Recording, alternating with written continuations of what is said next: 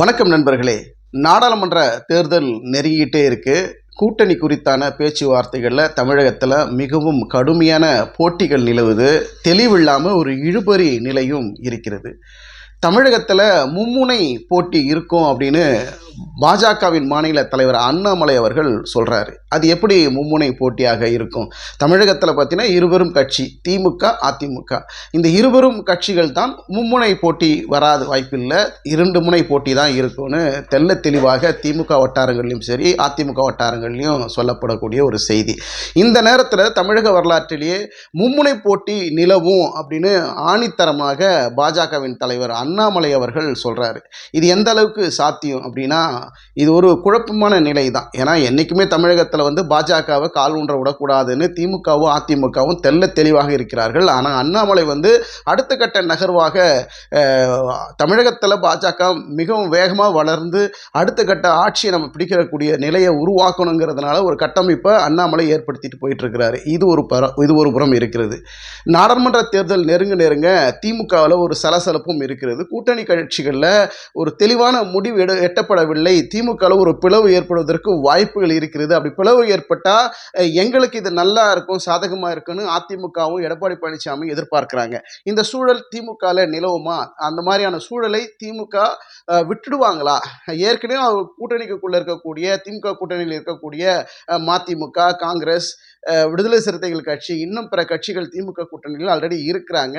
அவங்க ஒரு பலம் வாய்ந்த பலம் பொருந்திய கூட்டணியாக இருக்கக்கூடிய சூழலில் அங்கே ஒரு பிளவு ஏற்படுவதற்கு வாய்ப்புகள் இருக்கும் அப்படின்னு எதிர்பார்க்குறாங்க. இது உண்மையா அப்படின்னா அது இன்னும் ஓரிரு நாட்களில் நமக்கு தெளிவாக தெரிந்துவிடும். அதே நேரத்தில் அதிமுகவில் ஒரு கூட்டணி சரியான ஒரு தெளிவான முடிவு இல்லாத ஒரு நிலையில் தான் இருக்கிறாங்க. அண்ணாமலை மும்முனை போட்டின்றாரு. அதிமுகவில் இல்லை, எங்களுக்கு எதிர்கட்சி, பிரதான எதிர்கட்சி திமுக தான்றாங்க. ஆனால் திமுக என்ன சொல்கிறாங்க அப்படின்னா, எங்களுக்கு யாரும் எதிர்கட்சியும் கிடையாது, எதிரி கட்சியும் கிடையாது, எங்களுக்கு நாங்கள் தான் எதிர்கட்சி அப்படின்னு திமுக திட்டவட்டமாக தெளிவாக இருக்கிறார்கள். இந்த சூழலில் எதிர்கொள்ளக்கூடிய அந்த நாடாளுமன்ற தேர்தலில் யார் வெல்வார்கள், யார் வீழ்வார்கள் அப்படிங்கிற மிகப்பெரிய கேள்வி பரபரப்பாக ஏற்பட்டிருக்கிறது.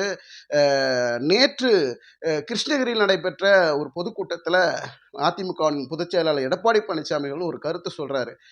நான் சொல்கிறேங்க, இப்போ சொல்கிறேன், எப்பவும் சொல்லுவேன், பாஜகவிலிருந்து நாங்கள் அதிமுக வெளியே வந்துடுது உண்மைதான். இது நீங்கள் ஏன் மீண்டும் மீண்டும் அந்த கேள்வி எழுப்புறீங்கன்னு எனக்கு ஒன்றும் புரியல.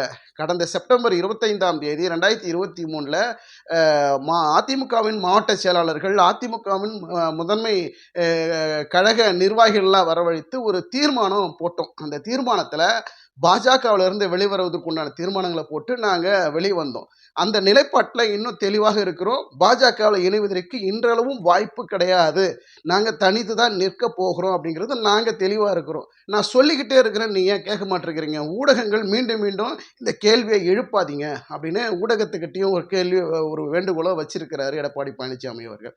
எங்களுக்கு எதிர்கட்சியான திமுக கிளப்பி விடக்கூடிய இந்த புரளி, இதாவது கள்ள தொடர்பில் பாஜகவில் அதிமுக இருக்கிறாங்க, இவங்க மறைமுகமான ஒரு தூதுவராக ஒரு தூது பாஜக போய்கிட்டே இருக்குது, அதிமுகவில் இருந்து ஒரு கள்ள தொடர்பு வச்சுக்கிட்டு இருக்கிறாங்கன்னு எங்களுடைய எதிர்கட்சியான திமுக சொல்லிக்கிட்டு இருக்கிறாங்க. இதெல்லாம் நம்பாதீங்க, நாங்கள் திட்டவட்டமாக தனியாக நிற்பதற்கு நாங்கள் காத்துக்கிட்டு இருக்கிறோம்.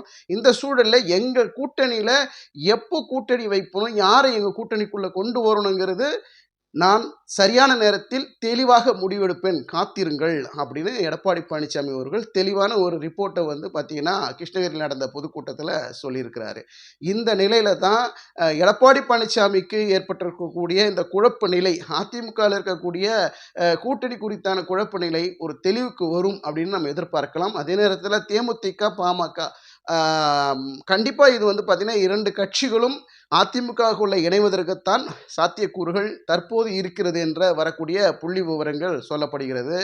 இந்தியாவில் குறிப்பாக பார்த்தீங்கன்னா 543 இடங்களில் 370 400 இடங்களை கைப்பற்றி மீண்டும் மத்தியில் பாஜக ஆட்சி அமைக்கணும் அப்படிங்கிற நிலைப்பாட்டுக்குள்ள பாஜக மிகவும் கடுமையான தீவிரமான முயற்சியில் இறங்கியிருக்கிறாங்க.